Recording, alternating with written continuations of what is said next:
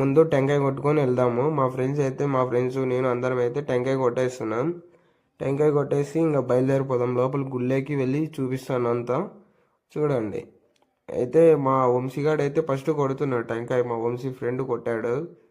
మా భానుగాడేమో బాగా దీర్ఘంగా దేవుని బాగా ముక్కొని టెంకాయ కొడుతున్నాడు అనమాట. టెంకాయ అయితే కొట్టేస్తున్నాడు. మా భాను కూడా ఒక టెంకాయ కొట్టేస్తున్నాడు. వంశీ, దేవ అండ్ తేజ వాళ్ళైతే ఏదో మాటల్లో ఉన్నారు, మాట్లాడుకుంటున్నారు. భాను అయితే టెంకాయ కొట్టేసాడు అనమాట.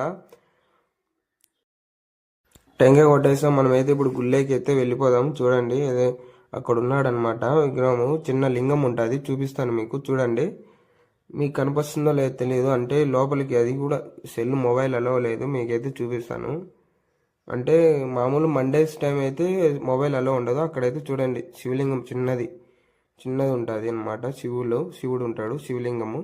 మనమైతే ఇంకా దర్శనం చేసుకొని అయితే మనమైతే మళ్ళీ బయలుదేరిపోతున్నాం. ఇప్పుడు మనము తీర్థం